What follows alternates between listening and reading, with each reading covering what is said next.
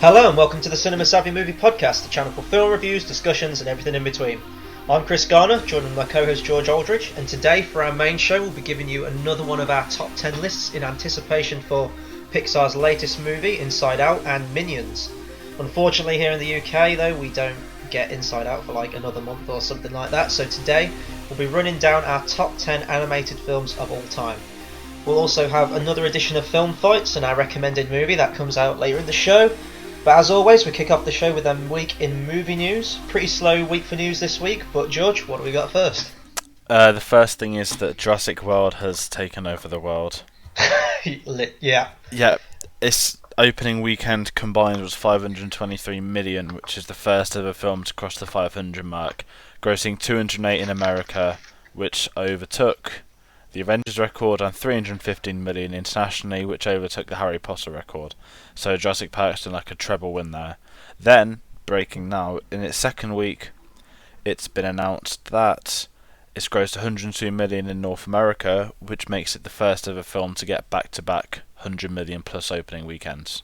This is insane. Like, I don't think anyone at all would have predicted this. There were people saying that, opening weekend it was going to make maybe 190 perhaps, or just under, or even like 150 or something like that. But to break all these records, like, no one saw this coming. Even from trailers, people didn't seem like they were completely sold on the film, but it's done something right, because everyone seems like they're going to see this movie and seen it multiple times. I know you've seen it about three.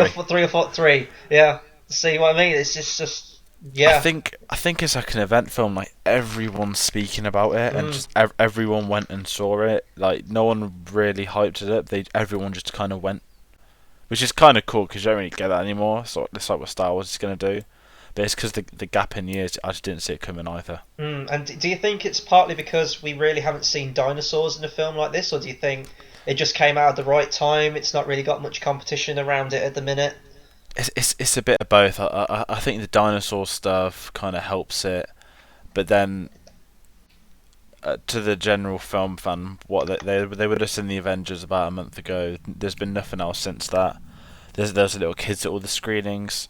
I thought there'd be Minions next week, so it's turned into this big event, and it's probably similar to what the first one was like, because that just dominated as well. So I think we forget like the power of dinosaurs. Yeah, and I'm still seeing people on like my Facebook posting up videos about it, saying they're still going to see it. So I think it'll still keep making money. And I know we've got Minions coming out this month, and I think that will take a little bit away from it, maybe. But really, for your big blockbuster summer action film, your next one's not until Terminator, and I don't think that's going to make much at all. So no, well, Terminator's risky because it looks crap. But it's like it's beaten Inside Out, I think, as well, which was really unexpected. I think something like one of the first Pixar films not to be number one on its opening. Yeah, which is incredible. But I'm kind of happy because I liked it. I know you dislike it, but so what's its current gross at the minute then overall? Are we worldwide on like 759 and more. It's going to get to $1 billion, I think. Easy. Yeah, it's breaking all these records, but we all know that the records are going to get rebroken by Star Wars. Oh, definitely. And it deserves them records too. Yeah. We hope. And, well, I think it will, but yeah, it definitely will. Yeah. Moving on from that, we got our first trailer for Kung Fu Panda 3 this week. Yes. Yeah, this came out of nowhere. Like, I saw it in my subscription box, and I love Kung Fu Panda. I saw the first one. It was at that age where I was kind of growing out of animated films a little bit, and I saw the trailer and I was like, oh, that looks dumb as hell. But for some reason, like my mate's little brother wanted to see it, so we all went, and I just fell in love with that movie. It's just brilliant. It's got great action. The cast, the script was just hilarious. And, I followed it for the second one. I didn't like the second one as much as the first, but just give me more Kung Fu Panda. And then I think this was actually pushed back, wasn't it? Because this was meant to be coming out later this year, I think, and they pushed it back to, I think it's March next year. Yeah, March 2016. Yeah. I've seen the first one. I really liked it. That was a few years ago. I just never got around to the second one. Yeah. But they're quite different, I think, for animated films, which helps it. Yeah, definitely. And obviously, as I said, like, the action's brilliant. And when I saw the trailer for this, we get a look at Bryan Cranston's character, who's playing Poe's dad in it, and he looks brilliant. And they kind of have this moment in the trailer where it's obvious that Poe is his son and he's Poe's dad, but they don't know. Yeah. Obviously, we don't get a massive glimpse into like the story and stuff, but this is still the teaser trailer at the minute, so it does exactly what a teaser trailer needs to do. It makes me want to see the film, and I just want March to be here so I can see it. Yeah, definitely. It looks very fun. Mm. And moving on from two nice bits of news, we have some poor ones. Oh, okay. We have our first look at the horrific Ghostbusters remake slash reboot starring the women team. Yeah. There's a few set photos of the characters from Kristen Wiig, Melissa McCarthy. You may know them from the terribly overrated film Bridesmaids. It doesn't really show a lot. It's just kind of them walking in the street, doing normal stuff. One of them in a car with goggles or something like that. But in my opinion, same. I hate Melissa McCarthy with a passion. I won't watch any of her films. Automatically rules me out of this, which does need to be made in the first place. Yeah, what strikes me from these pictures is they almost look like caricatures. Like they're going to play up the whole geeky aspect of them, probably, with a couple of the characters. Whereas the first Ghostbusters, it was just a group of funny guys, and the script was brilliant for it.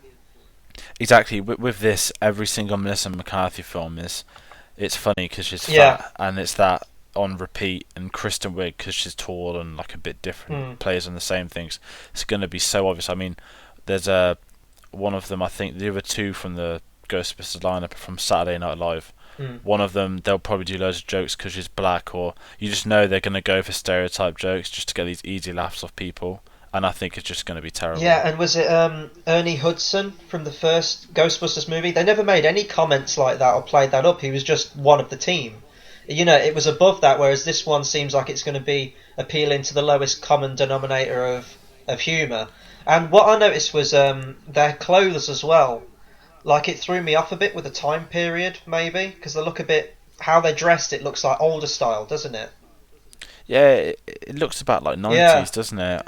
I think that's just them like trying to make it look like the old ones, but it's not going to work. No, I mean, obviously these pictures aren't much to go on. We don't see any ghosts. We don't see them in the uniforms with the proton packs or anything like that, so we can't really cast judgment on it now. But I mean, from all the news we've heard, from the casting stuff, and just the actual event of a Ghostbusters 3 reboot happening, it doesn't need to happen.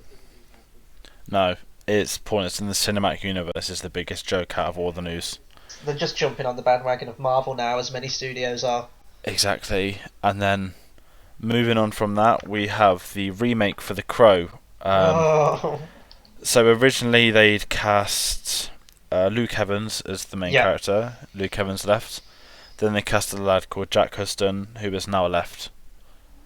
To me, this seems like... I'm assuming they've got the fragments of a script in place at the minute, or an idea of the direction for the story. So it's kind of worrying that all these, good actors like Luke Evans, you mentioned, I thought he was one of the strongest thing in the Hobbit films.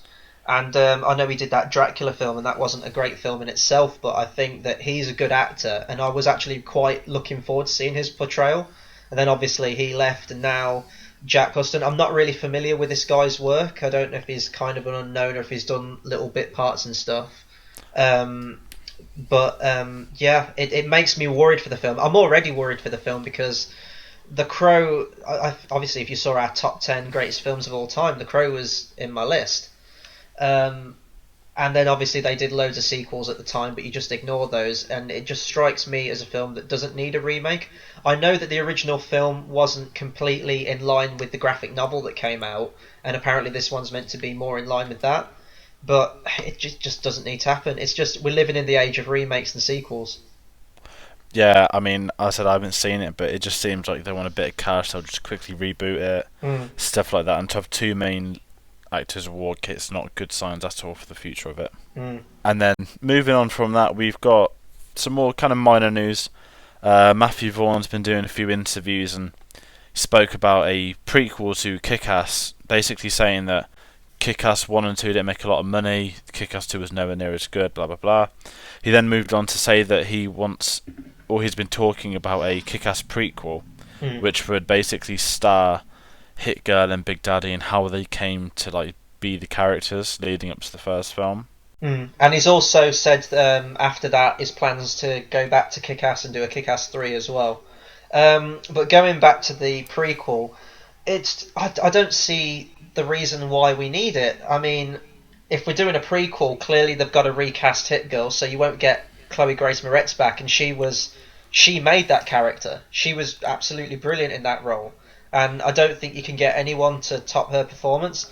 It's not just that as well. It'll be great to see Nicolas Cage back in the role, because to me that's Nicolas Cage's best performance ever.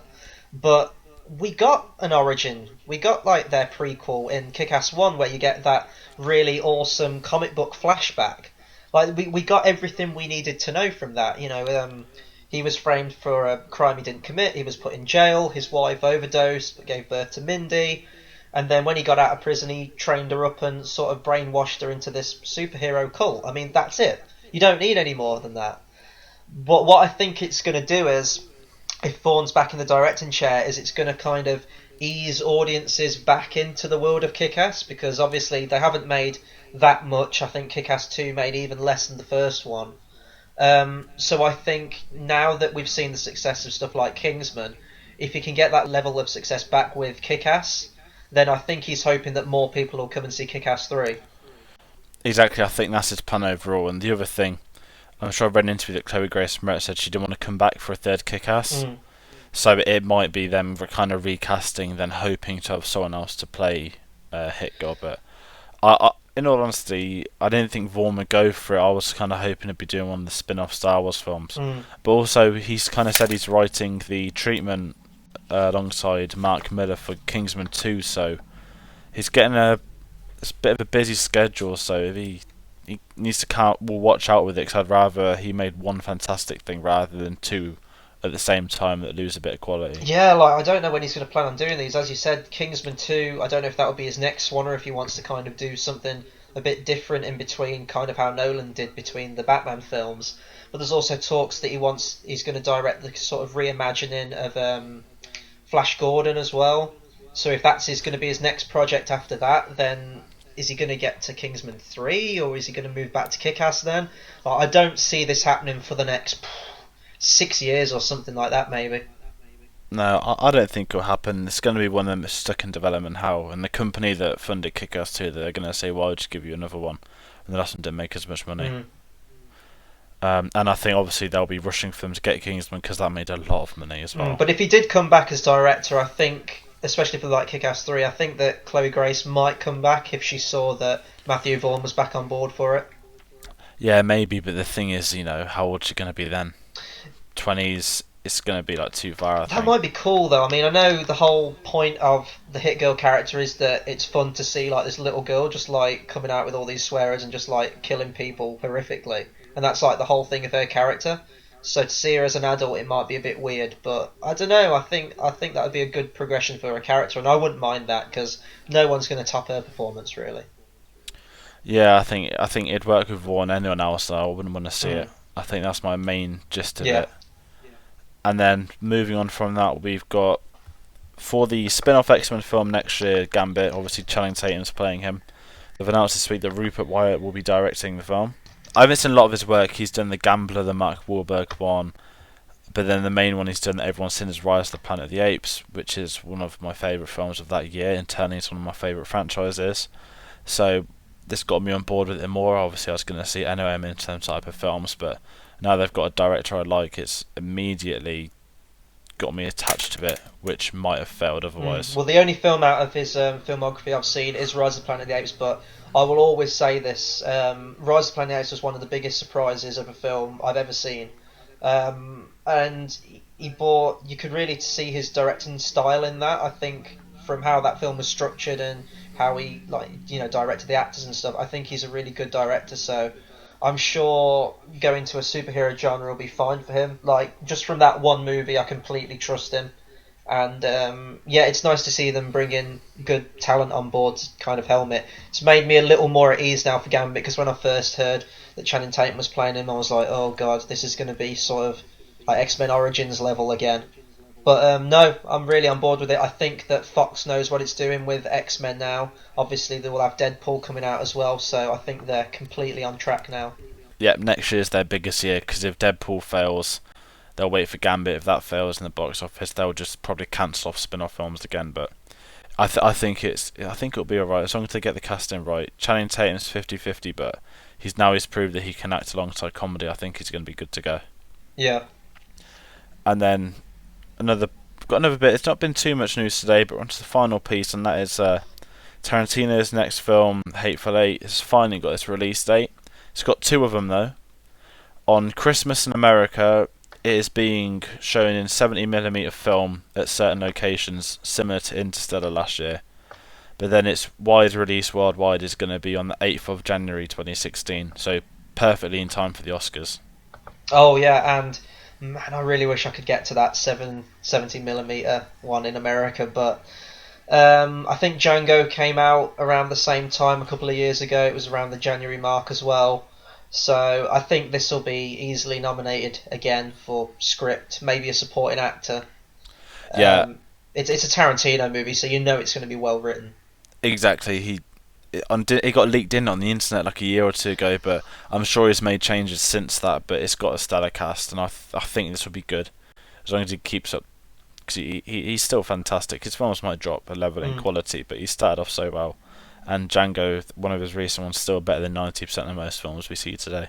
And I love the Western genre as well, like the old Good, the Bad, the Ugly type films, those ones. So I like what Tarantino's done in the past, like bringing aspects of those old spaghetti westerns into a more modern film. But this is a straight up western, I think, this one. So I've been really, really looking forward to this one, and then seeing all the cast involved in it. I'm really like, what's his name? Kurt Russell again is in the movie. So yeah, I can't wait for this movie. Yeah, I think this one's going to be very good, and maybe his last film. He always says it, but I hope not. No, I think he'll carry on for at least a few more. He keeps saying that he's going to retire really soon, but like, why? Like, he's sort of in his prime now. Many people would say. I mean, with Django, I mean that was a critically acclaimed that movie. Like, why stop now? You know, but. I want him to carry on, but he's always said that he doesn't want to be one of them where they start making bad films. So you're Ridley Scott's basically. But yeah, I think that's everything on this week's news. It's been a slow week, but that probably means we'll have like twice as much next week. Yeah, and another week where we haven't had any Marvel or Star Wars news as well, which is always surprising. Yeah, there's probably some rumour or something, but you don't no need for that stuff these days. But yeah, so we'll move into our main part of the show now, our top 10 animated films of all time list. How this is going to work is we're going to have 5 films each, but we're also going to have 5 honourable mentions just before we unveil our number 1. This is going to be an interesting one because I think we said before we started recording, I've probably seen a few more animated films than you, perhaps. I think it's more of a lot more. Oh yeah. I like them, but mine, without spoiling it, is very Disney-esque. Most of them are ones I used to watch all the time when I was younger. So there's a few newer ones. But a lot of it's ones that are like more sentimental value as well as being good. Yeah, and before we start off, I just want to say how really, really difficult putting together this list was for me. Like, I've left so many awesome animated films off the list that I feel really bad for leaving off. Mostly, as you said, like the Disney films and stuff. So it might be worth at some point doing a top 10 Disney list, because I'm sure I could fill that list quite easily. Exactly. On my list there's 3 amazing ones that I've had to leave off. Yeah. Obviously I'll talk about them in the honourable mentions later, but you know, it's harder than I thought, especially as I don't watch as many as you, so I've got no idea how you did it. Yeah, I've got an attachment to so many, but yeah, this is going to be interesting, so let's get into it. Do you want to list off your number 5 first? Yep. My number 5 is the most controversial one I spoke about earlier. Yeah. It's kind of a blend of animation and human, doesn't work without the other. And I have gone for one of the greatest sports films of all time, which is Space Jam. Oh, okay, yeah. This was one of my favourite 90s movies. I know, I mean, this film, I've still got it on video, everything. Came out in 1996, year I was born, grew up with it, got the videos, all of it. But it's so fun, like, I'm not big on basketball, but like Michael Jordan in it, you know, he's obviously at the peak of his time when it came out. And it's just so funny. It's everything, like they go into the animated world or they'll pop back out, and it stars Wayne Knight, of course, Yeah. who is from Jurassic Park we spoke about last week. Bill Murray's in it as well. Yeah, I was gonna say that it's yeah, as well as the Looney Tunes, you got a great supporting cast in it as well. Exactly, and it's just so like cool. Like I've never been big on the Looney Tunes. That's the thing, Mm. but to get the balance right between that and Space Jam, I always thought was awesome. Oh, you see, I've always been big into the Looney Tunes. I love them, and it's almost like at the end, like sort of Teen Wolf, isn't it? Like the match at the end, like you get really into it, and you're like you know that the Looney Tunes are gonna win, obviously, and how they do win in the film is kind of a little bit bullshit how it works, but yeah, I love it. It gets really intense, do some really creative stuff with the characters. And the soundtrack as well. It's great. It's so 90s, but it's so awesome. You've got I think I Believe I Can Fly's in there, isn't it? I Oh think yeah, that song's there. Yeah. the one I was thinking of when I said Space Jam, immediately in my head it's like pump up the jam. Pump it Yeah. up. That's the main one. But yeah, I think that's it's controversial because obviously a lot of it's live action, but it works so well. No, I remember a local shop near me used to rent videos out, and Space Jam was one I'd like pick up every week. I loved it. I still love it. It's been ages since I've seen it though, but it'd be nice to go back to it at some point. I was going to say I haven't seen it in years, but it's just when you're thinking of them, when you think of your best ones, it's whatever pops into your head first, and that's one of them. Yeah. Okay, well, my number 5, a little bit different to Space Jam. It is Tim Burton's Nightmare Before Christmas. Not actually directed by Tim Burton though. It's directed by Henry Selick. He did some other great films. He did Coraline. He did a film called Monkey Bone, which is another one I really like.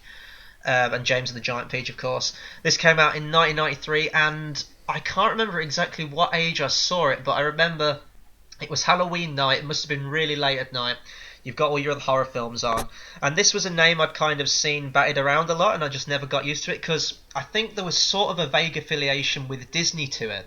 It's actually a Touchstone Pictures film, and I don't know if they were kind of linked with Disney. Obviously, if anyone plays the Kingdom Hearts games, you know that these are prominent levels in those games.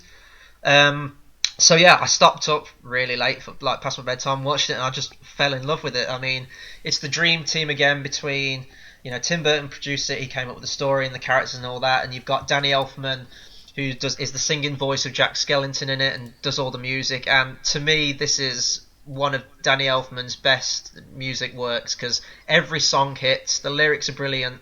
I actually went to see a Danny Elfman concert with all the music of Tim Burton, and he came on stage and performed about 3 songs from this movie. It was just brilliant.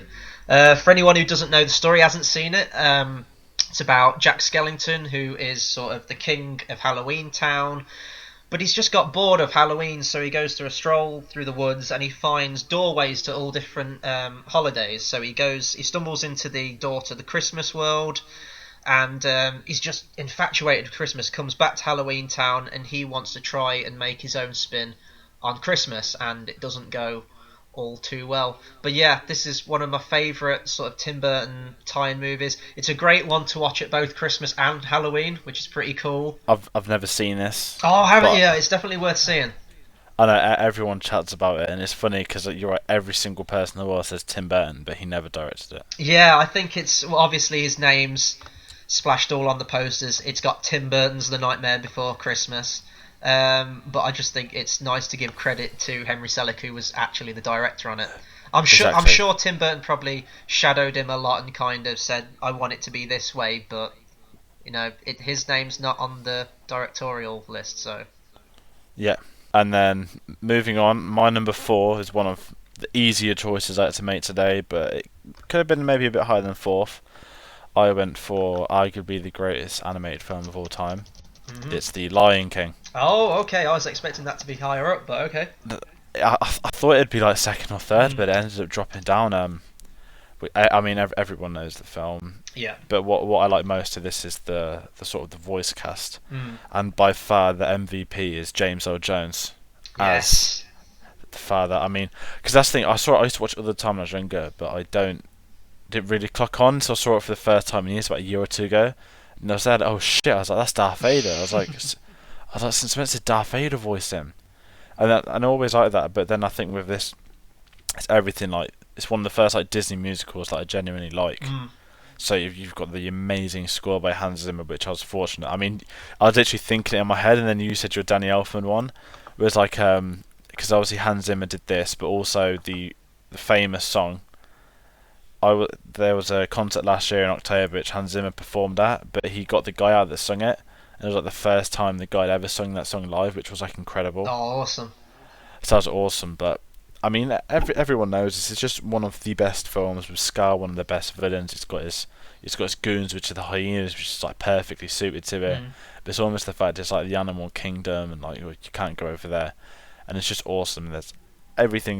It's definitely one of the best ones Disney have ever released. Arguably the best one, but it should have been a bit higher maybe, but it's just so good. Well, I won't say much on it now because you might see that crop up in my list a bit later on. But yeah, everything you just said, it's massive, massive cultural impact that film's had. I mean, you see it everywhere. It's still on Broadway, so it must have done something right. And you're right, it's definitely one of Disney's best. And to me, still a level they haven't really achieved in modern years, and I don't know if they ever will. No, this was kind of, well, in my opinion, the end of Disney animated just before Pixar kicked off the following year. But I mean, obviously they've made lots of films since, but this was the one. I mean, this is our generation's one. Fortunately, the kids younger than us, Frozen's going to be their big Yeah, Disney film. I'm just a jaded old man, that's why. And I know, but they won't be topping this, not for a long, long no. time. My number 4 is a DreamWorks animated film. Actually, this one came out in 1998, and it is The Prince of Egypt.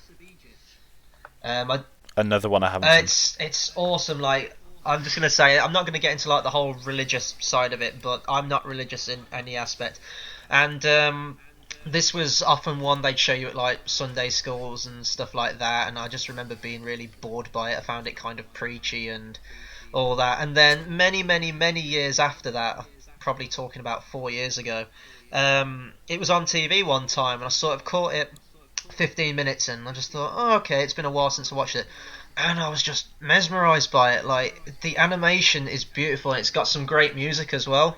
Hans Zimmer again does the score for this one, and to be honest, I think this is one of his best, without a doubt. You got some great voice actors in it as well. You've got Val Kilmer, Ralph Fiennes, Michelle Pfeiffer, Sandra Bullock. You've got Goldblum in there as well.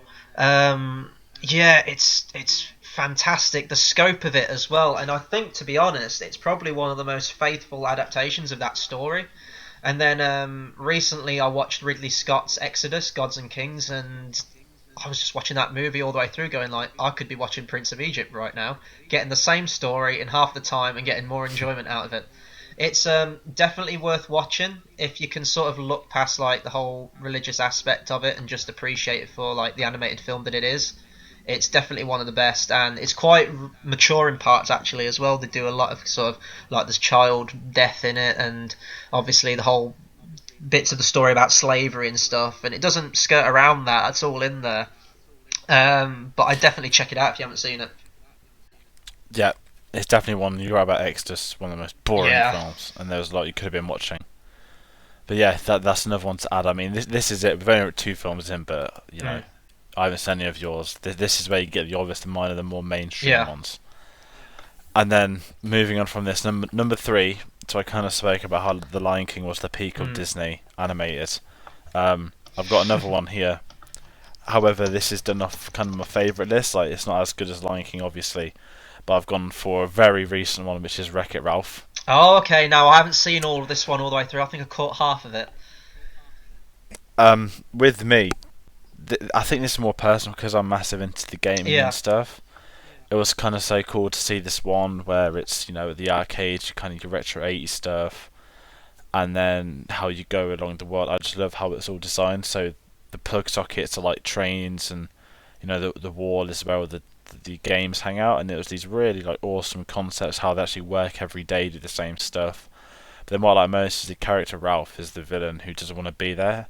And it's just interesting that Disney went for something like this. Okay, it's standard, it's the good guy that's not bad. But the way they said it works so well. But it's when you go into these like different eras of gaming where you have your sort of retro car racing games, but then you have this like modern like Call of Duty first person shooter sci-fi thing, and it just keeps going on and on. But another thing that's its strength is the voice cast. You've got John C. Reilly as Ralph, who carries the film perfectly. You may know him from films like Step Brothers. But I think with this, it's the concept that pays off, which was so awesome because they have loads of little cameos as well. And what's even cooler, they announced a sequel literally straight away. And this is it will focus on online gaming now, because obviously that's the current thing.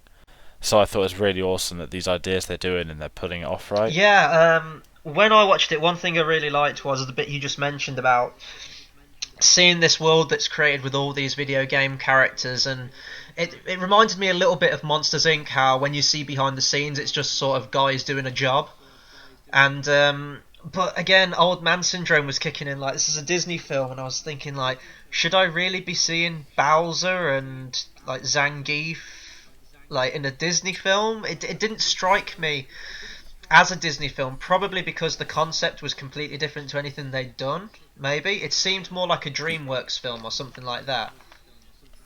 Yeah, I think Disney just had the rights to get. Well, no, sorry, not the rights. They had the money to get the rights to the characters, but it just epitomises it when it's the sort of like AA, except it's for villains. So they're all just sitting there talking about how they hate being evil, and it was just like it was funny as well. That's what I love most about it. But it's definitely the best thing Disney did since Lion King. Oh, I see. I don't know. There's a lot of other '90s Disney movies in between that point that I really like, so I will fight you on that one. But No. anyway, my number three is a fairly recent one. It's only a year old, but yeah, I just fell in love with this movie. It is the Lego Movie. I often describe this as this generation's Toy Story because I liked it that much. Again, like Rise of the Planet of the Apes, this was such a surprise because when I first heard this, this was confirmed, I thought, oh god, we're going to get a movie on Lego. This is just going to be terrible. Sat down, didn't know what to make of it. I'd seen a few of the trailers and thought it looked kind of funny, but I was just mesmerised by this film. It does so much creative stuff with the Lego pieces and stuff, and it's genuinely laugh out loud funny from beginning to end. It's one of the strongest comedic scripts I think I've seen in ages. It's better than most live action comedies, to be honest. And obviously Batman is my favourite superhero. He's actually my favourite fictional character of all time. So to see him on screen with all these characters brilliantly voiced by Will Arnett, yeah, it's amazing. The stories, you look at the story and the story is very simple. It's just sort of another lowly guy becoming the chosen one and discovering himself at the end of the film. But it's so funny, and seeing all the cameos from all the characters from Lego properties. I don't know whether to spoil it, because if anyone's watching this who hasn't seen the film, I don't want to spoil the moment. But when I was watching the movie, there was one particular Lego property I was really hoping would come up in it. But I thought, well, maybe they won't be able to use that because I think the rights have reverted somewhere else. But then it happens, and I just kind of threw my arms up in the cinema and was like, this film has just transcended to a whole other level of awesome. It's great. I love it. And that scene is the fact they have the voices as well of the real cast gave it so much more credibility, and it was awesome. And that moment, I just never saw it come in. It came and like, oh shit. But Lego Movie, it was so fun. I mean, you might hear me speak about it later. Yeah, and Maybe. oh, okay. But I'll bring up this quick. Oh, actually, no, never mind. I'll save it. It's fine. No, bring it up because it might be an honourable mention. But Oh, it okay. might be number. I was just to say, like, the themes in it as well. It did some really kind of adult themes of like conformity and commercialism. The talk about, the guy literally has instructions at the start of the movie of how to live his life. Lives his life by routine. And then you get that brilliant moment where he goes to like a Starbucks and the coffee's like $40 or something. And then that song, that goddamn song, everything is awesome. Once you hear that song, it will never leave. But it's a great song, and I may have it on my iPod. I think most people do. Oh, yeah. And it's done by the Lonely Island, who did the classic "Jizz in My Pants." Yeah. Sorry, I had to put that now. Number 2 on mine, it's The Jungle Book. Oh, wow, yeah. No, I love this film. I think this is the one. I mean, I spoke about The Lion King being one of the best, Space Jam watch loads. When I think of an animated films, this is the second one I think of. It's obvious what's number one if you've heard it before. it's just when I was younger, it was so cool when you're in the jungle with all these cool characters. So you got the snake, you got Baloo, the songs, and it was just really cool. Like I just loved it when I was younger that you just wanted to like be there with them all, like sort of chatting, just doing cool stuff. And then I haven't seen it in a while to be fair, but I remember seeing it remastered, Mm. and it even in this day and age, you look at it, you think that hasn't really been remade. I mean, you can look at there's loads of comparisons. Obviously, like one of them shit with Frozen and Lion King, where it's kind of recycled plot points throughout, but with the Jungle Book, you don't really get anything similar to it. Yeah, and I think this version as well, the Disney version, is kind of everyone's go-to version of this story at the minute. Until I know we've got the live-action one coming out from Disney, and Andy Serkis's one that's more in line with the book. I know this one isn't in line with the book. This is very much Disneyfied, but um, yeah, I had loads of Disney films growing up, but this was definitely one of the prominent ones in the collection of ones I did have, and I used to just watch it all the time. The music's fantastic, and the animation as well. It was done in that age of Disney where it was almost like a pencil sketch. There Yeah, was a string of them that came out around that time that all had similar animation style to that. Um, but the one thing I just love about it is I just love the characters. Baloo is one of my favourite Disney characters of all time. You've got Bagheera the panther, and you mentioned like Car the snake. But my favourite character in that film, I was always one for the villains, and I still kind of am. Shere Khan is one of the best Disney villains of all time. oh definitely. And you've got the Another, vultures in it as well that are kind of a spin on the Beatles as well, haven't you? yeah, but it's kind of it's everything. Like I spoke before about concepts. This is the sort of jungle thing, isn't it? Yeah. Where it is everything you expect in the jungle. And obviously, I spoke about Wreck-It Ralph. That's the games. I spoke about Lion King. That's the sort of West Africa stuff. Mm. This is another thing. That's what you said about Disneyfying it. They make it their Mm. own. That's why it stands out. It's not similar to the others, but it's just so fun to watch, and you just have like a great time watching it. Yeah, and it's an And then, environment you want to see more, like the jungles of India, and like the King Louis segment is just one of the best bits of any Disney film. I mean, that song, the King Louis character himself, and just that temple environment, it's beautifully drawn. yeah, the final thing I've got to say about the Jungle Book was it's the final film that Walt Disney got to produce, which was kind of awesome going out on that. Oh yeah, yeah, and you saw the legacy of the first few as well to get to that, and yeah. Exactly. And then we'll move on to another Disney film with my number two. You kind of already talked about this one a bit, but we can maybe go into a bit more now. It is The Lion King. First off, I just want to say though how difficult it was because I knew that I wanted to put a Disney film on here, but I've got so many favourites. And I will say that The Lion King isn't actually my favourite Disney film out of all of them, but I think it's the one that probably means the most to me because this was probably my favourite one growing up, along with maybe Aladdin as well. Um, and you just look at the impact it's had. Like I went to see this on stage as well, and like Circle of Life starts goosebumps. Like right from the beginning of this film, it's one of the most iconic openings to a film I think you'll ever see, and right from the off with that first song, Circle of Life, it just sets the stage for the movie to come. Just the grand scope of it and everything.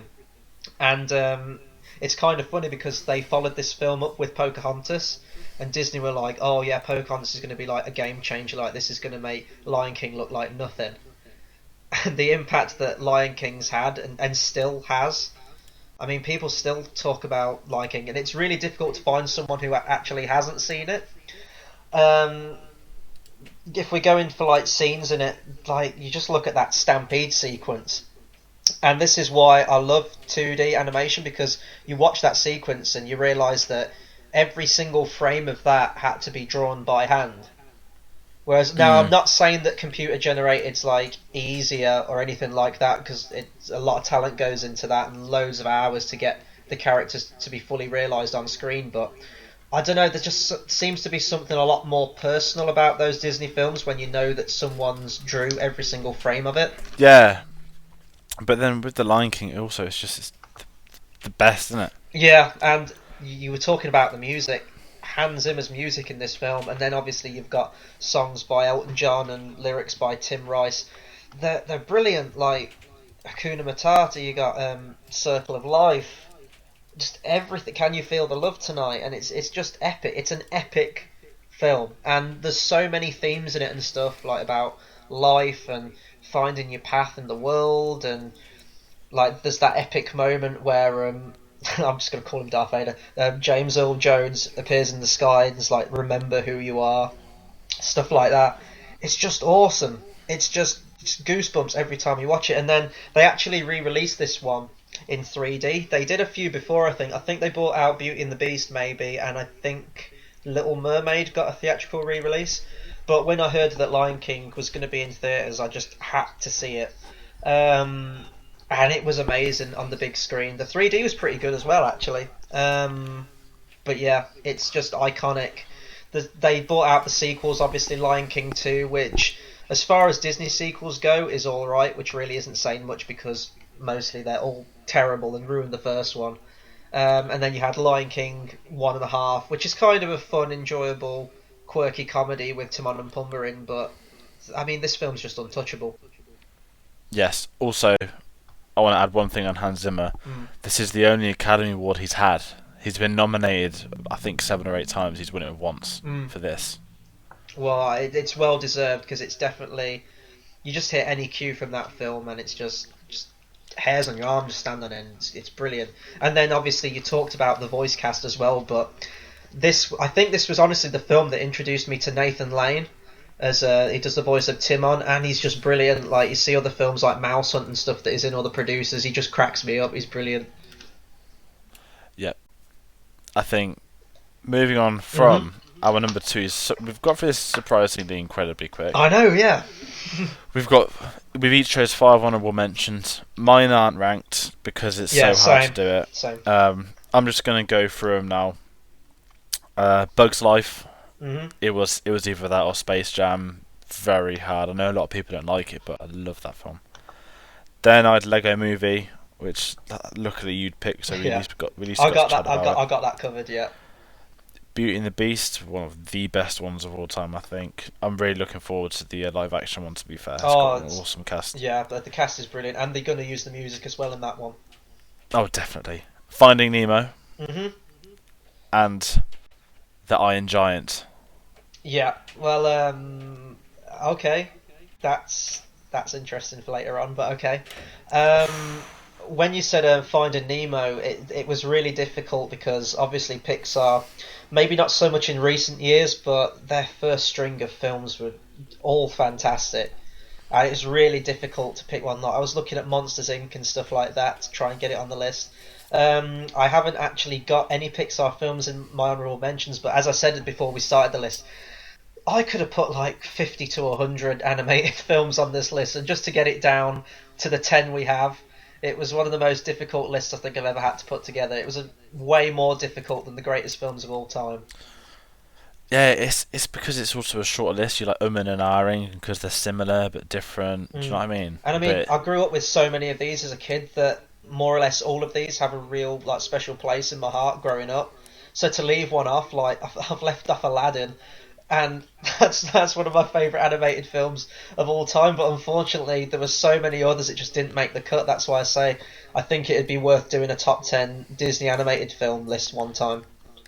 Definitely. But anyway, my 5 honourable mentions are got Shrek 2, but with that I'm going to kind of count the first one as well. You know, like if you got like a trilogy or something, you just count it all as one.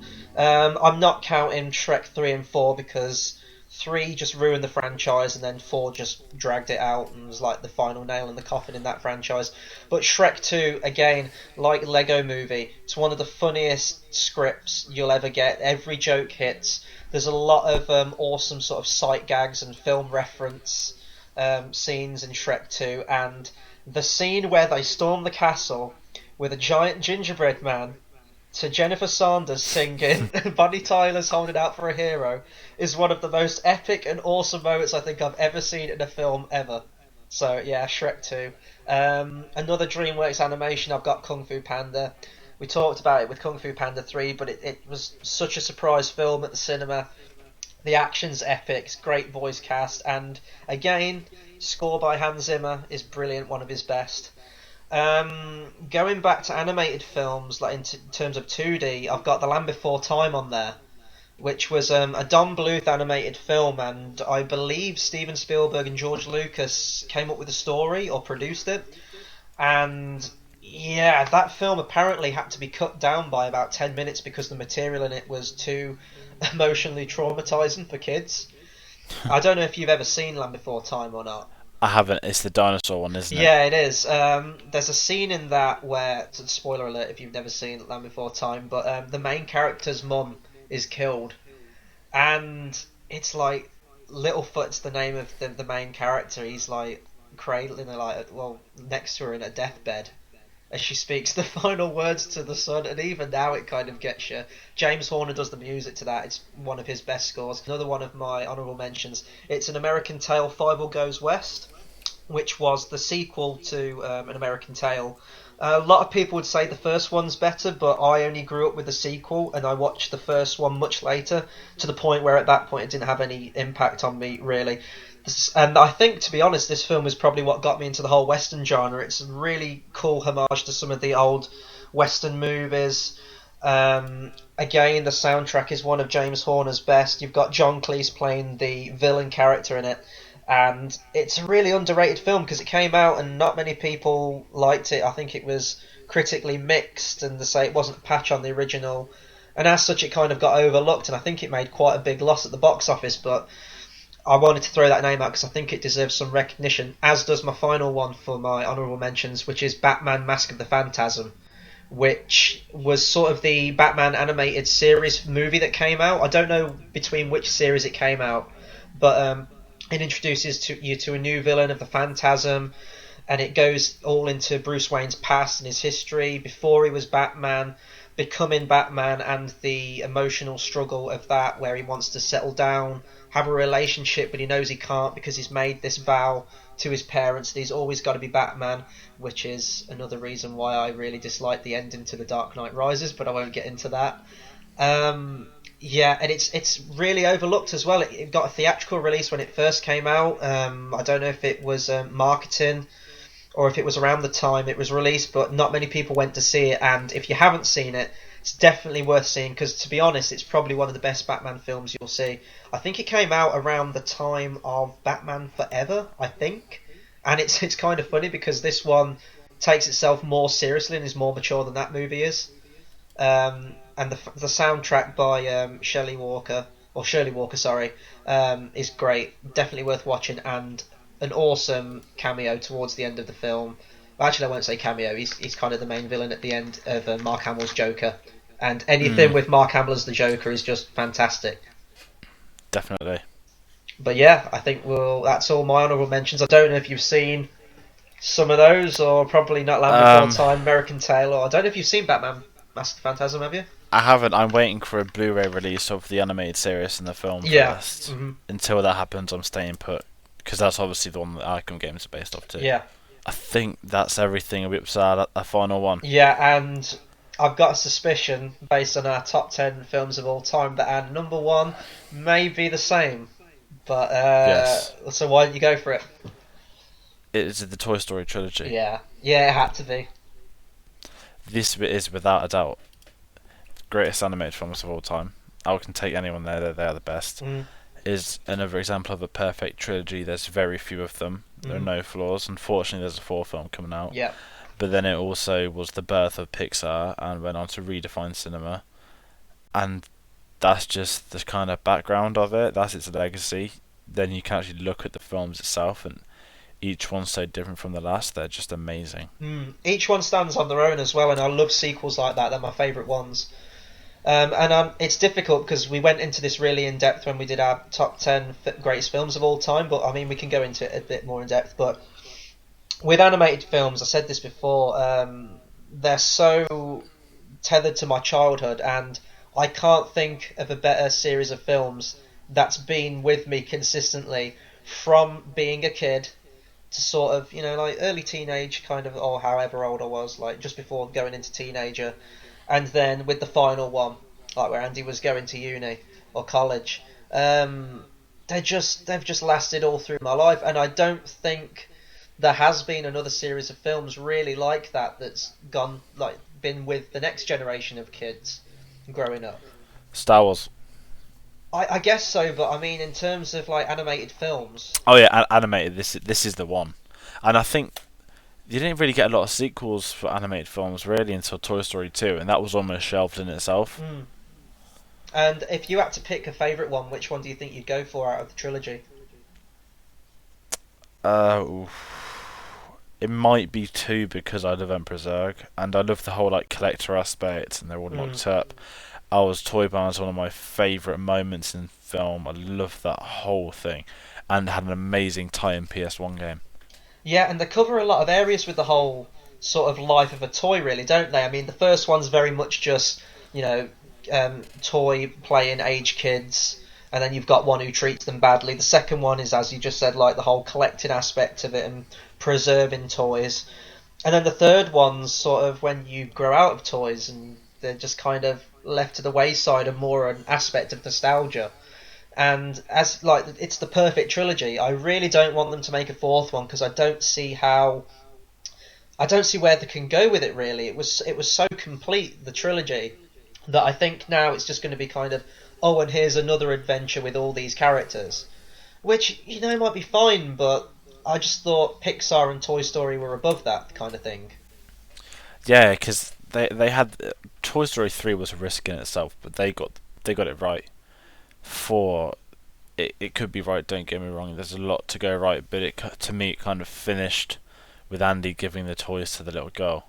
Yeah, and I talked about this in our other list, but end of Toy Story 3, well, actually all the way through the film, but mostly at the end, absolute complete emotional wreck. That was it. When that movie ended, it felt like like a member of my family had died. Like I was that attached to all the characters. And there's that moment. I think we can go into spoilers a little bit, maybe, because I mean it's been out 5 years, which is just insane when I say that. It really doesn't feel like 5 years. But the moment where they're all going into the inferno in the Oh, and furnace. they were holding hands, and they know it's gonna happen, and the music kicks in. It's horrible. Yeah, like most films, you'd be watching that, especially a kids' film, and you go, "Well, they're not gonna die. Like they're not gonna do that. Like obviously they're gonna get out." But at the moment, you're watching it, going like, "Is this where the film's gonna end?" Like literally thought Pixar were gonna end their Toy Story franchise by burning all of my favorite childhood characters alive.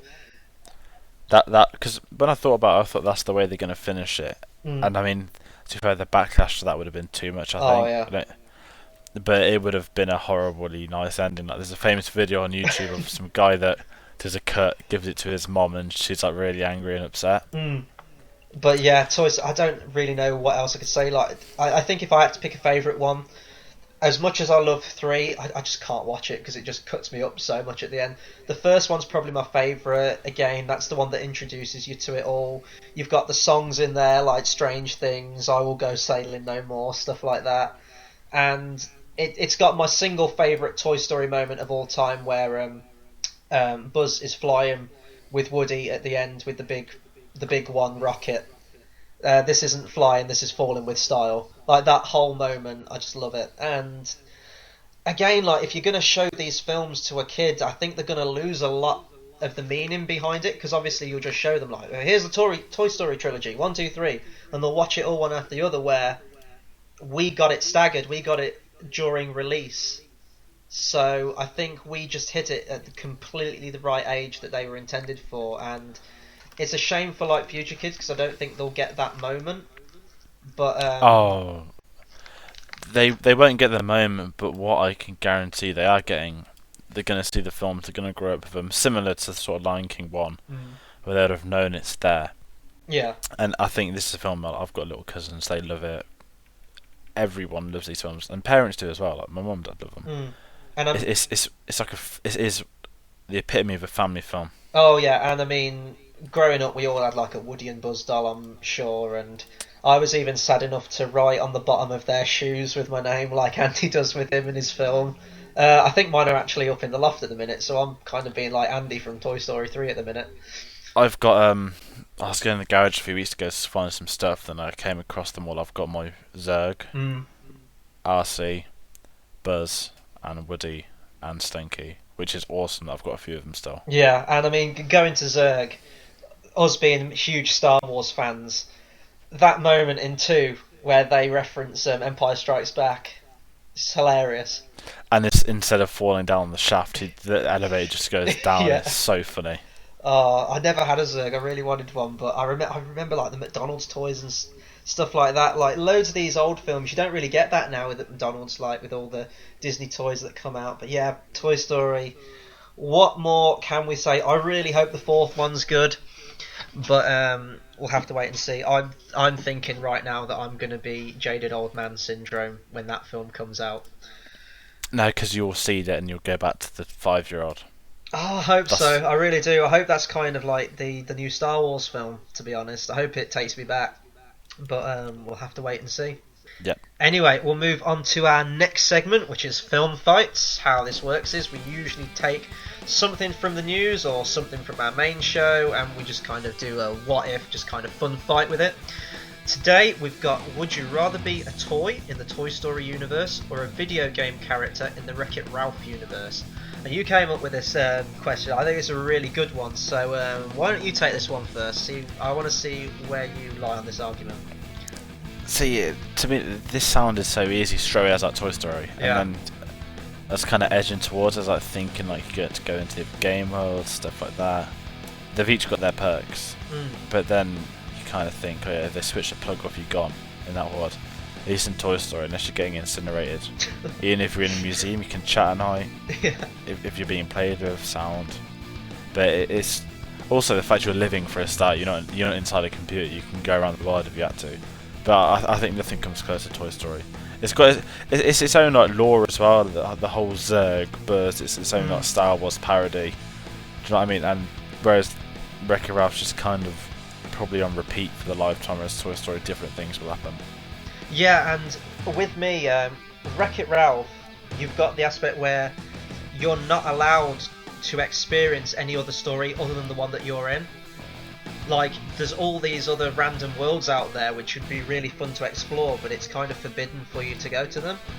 And also in that game, it's sort of treated like each video game, each time that someone puts a coin in the machine and you have to come out and play your role in the video game, it's almost like a job, and it gets you down because you're just repeating the same thing over and over again. Whereas with Toy Story, if you're a toy, each adventure you're on is completely in your imagination. You can be whatever you want it to be. You can be whatever the kid, whatever's playing with you, wants to do in that story. And also, you don't have to be on electricity current to find the others. I mean, you can look at the aliens, which is probably one of my favourite parts of the films. Yeah. When it kind of just dips into the claw and they're all there. Yeah, and I mean, the only thing you got to watch out for is like if a human's like walking past, you just got to freeze. But I mean, other than that, you can just do whatever the hell you want. Exactly. So I think judging off this Toy Story is going to take this 2-0. Yeah, it's won. It's got top number one on our list, and it's also won film fights. Yeah, really quick fight this week, but I think that was a really cool. I'd like to be both, to be honest, because I mean I love video games and stuff. But if you're gonna compare the two, it's got to be Toy Story. Yeah, and also you can actually meet like Buzz Lightyear and Emperor Zurg. This is Which would be true. amazing. I'd want to be like one of those space toys. I'm gonna be honest. But also, there is a video game of Buzz Lightyear and Emperor Zurg. Oh, is So- this the PlayStation 1 game? No. Well, there is that, but in Toy Story 2, they're playing the video game. Yeah, that video game, yeah. Oh, the video games, the Toy Story 3 one on PS3 was amazing, but then you had the classic Toy Story 2 and Toy Story Racer on PS1, which I both still have. They were also as good. You just got to remember to press the fire button and jump at the same time, and you will win. Definitely. But yeah, we'll move on to our recommended movie for this week. Also, just a bit of information in case you follow us on Facebook and stuff. Our film club couldn't go up last week. Our schedules, conflicted, and we couldn't get a review out. But what we're going to do is for this Thursday, we're going to have a double bill. We're going to have George, your recommended movie from last week, which was Zero Dark 30, and then my one, which I'm picking this week. So that will be a double review this Thursday. It's my choice to pick one this week, and obviously we're going with the whole aspect of animation, and there's so many to pick out there. I kind of wanted to pick one that I've either haven't seen in a long time, or one that either me or you haven't seen at all. So I've come up with two films this week, and I'm going to let you make the decision, because I'm cool with whichever one's picked.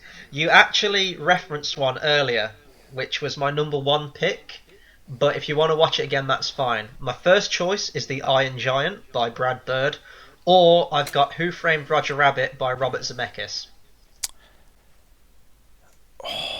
See, I've always wanted to see Roger Rabbit because I've never seen it. However, it's been a good few years since I've seen The Iron Giant. I think I've watched it once, honestly. I'm going to go with Iron Giant because it's a classic. Right. Well, they both are, but it's got to be Iron Giant. And you got some Vin Diesel in there as well, for good measure. Family.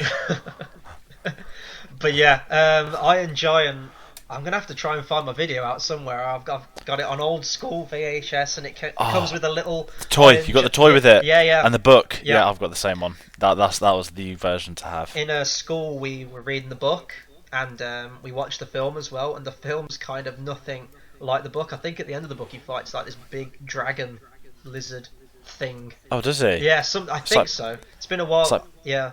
Pacific Rim. Yeah, pretty much. But yeah, I'm looking forward to seeing this again, and this is obviously an underrated one. Like, I know it didn't do too well, and not many people talk about it, which is a shame because I remember loving it at the end. But yeah, I'm going to enjoy seeing this one again, and we'll get that review out with Zero Dark 30 on Thursday. We've got a lot to say on that. I know you just got done watching it. Yeah, it's a regret. Yeah. Oh man, you could have picked Dawn of the Planet of the Apes. You could have picked Guardians of the Galaxy. Oh well. Anyway, we'll get into that Thursday. Hopefully, with the bad, we'll have the good with Iron Giant. But that was our main show for this week. Be sure to follow us on Facebook at facebook.com/cinemasavvy, or you can find us on Twitter at twitter.com/cinema_savvy. Next week on our main show, it's going to be a big one in anticipation, well, if you can call it anticipation, for Terminator Genisys. We're going to have our Terminator quadrilogy review, where we're going to be reviewing The Terminator, Terminator 2 Judgment Day, Terminator 3 Rise of the Machines, and Terminator Salvation. I know you've got to watch all four of those, haven't you? Because I think it's been a while since you've watched them, but...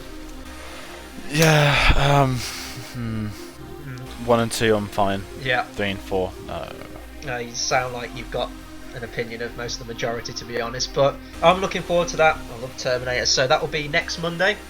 And then again this week we'll have our double film club review of Zero Dark 30 and The Iron Giant. So thanks for listening, and until then, we'll see you next time.